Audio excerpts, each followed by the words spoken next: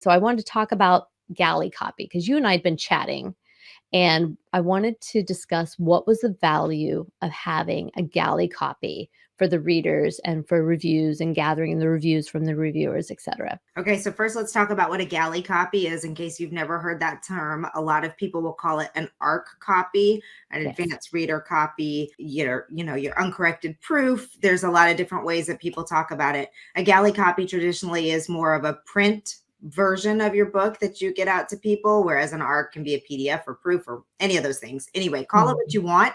It's an almost final version of your book that's been, as Joellen just said, edited. You've gone through all the process of editing except for proofreading, and it's been formatted. So at this point in time, you most definitely need to order yourself at least a print proof of your book for your final proofread, because once it's been formatted, once it's even in a book, things just look different sometimes than they do in a PDF. And it's really important to take the time to do a read through, and even better if your proofreader is on board with reading through a print copy. Some of them only want to do the PDF, all of those things. We'll talk more about that when we get into the specific on the proofreading. But why is this piece of the puzzle important? And more importantly, how much time do you need in there? So we talk a lot about the different launch timelines in my community and whether or not you need a large amount of time for marketing and growth, or whether you're doing a passion project or a rapid release or something that will get it out there faster. So for the context of this, I'm talking about a timeline for someone who is really trying to establish themselves as an author, really try to create that foundation with their book, and really wants to see the best results at launch. The best way to see best results at launch, and a big launch, is growth of readers in the time prior to your launch. And that means getting the book into hands of readers at no charge, which upsets people. And we get into the getting your return on investment and all that kind of stuff. You just need to build this factor in, that you need to have copies of your book to give to readers so that they can help you leverage your launch by reading it and reviewing it. And there are all kinds of places you can put the digital copy to help you do that. But getting the physical book, the galley copy, into the hands of readers in advance, whether that's 5 people, 10 people, 15, whatever it is, it's really crucial for having readers who have a close to final book. You want to make sure they know it's a galley or an advanced reader copy, uncorrected proof, something on there so that you don't get killed, for having some final proofreading mistakes. But you're going to get this into the hands of people so that they can start reading it and leaving reviews on Goodreads or other places, social media, blogs, post about it, using it to send to media if you're doing a media campaign, all those types of things. If you've ever been to a large professional book industry event, whether that's something like Book Expo America, which no longer exists, but that's the type of event that I'm talking about, where it is a massive feature of what's coming up, what's happening, what's going on. And they do this at bookseller events all over the country, at big events all the time still. You'll see that publishers are handing out thousands of copies of the book. You can't see it because it's in the corner over there of my office, but I have an entire bookshelf that is nothing but galley copies that I've picked up at events. And I need to do my due diligence and do what was, your promise basically, is that you're going to take that book to read it and review it. So I've been slowly going through the list and reading them and reviewing them. But this is a way to get your book into the hands of new readers, of audiences that are dedicated to reading and loving those books and helping you get your book launched. Right. And people love to have these ARCs. I mean, it is actually a collector's item to some people. So it's kind of fun to get these and to be able to go through them.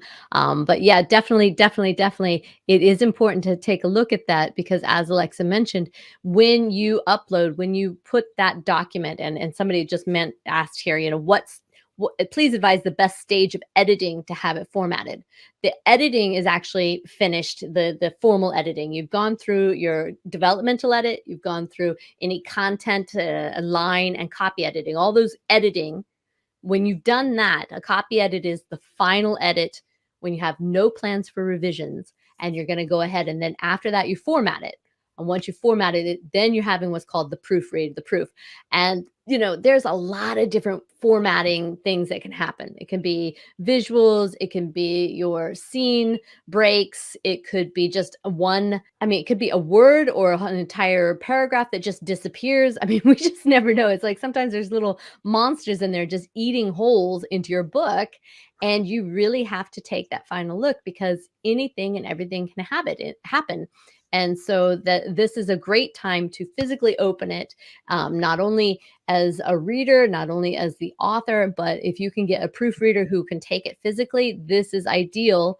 Of course, they're going to make the changes in the electronic format because that's where it has to be. You can't just mark on the book, but to see it is much easier to understand what has happened. What does it really look like? What does it feel like? And it's also a very exciting time for the author. So, and the other thing is quite often the galley says, this is not the final version. They still own the intellectual property, it's the copyright, all that still sits, but it's not the final version. So they're kind of saying, if you find something wrong, I want to know. Please tell me so I don't embarrass myself. Yeah, So it's for very sure. cool. And the Yeah. reason you want to wait until it's been fully edited, and to be honest with you, you may want to have a proofread before formatting and a proofread after formatting if you can budget that in, because sometimes your copy editor may have missed things or things may have shifted around when you're doing those revisions and going back and forth.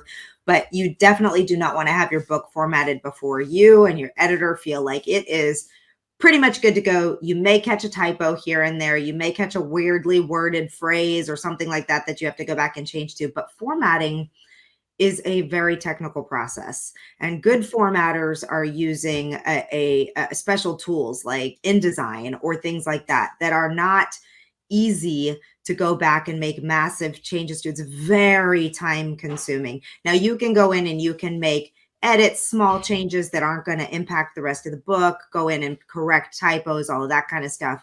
But if you wind up having, and we've had this in the past where we brought in a new proofreader who was like, oh, this needs a lot of work left, like this, and that happens sometimes. People miss things. Your editor can only do so much based on where the manuscript was when you got it to them in the first place. And we've had to basically start over with the project, which is painful and expensive.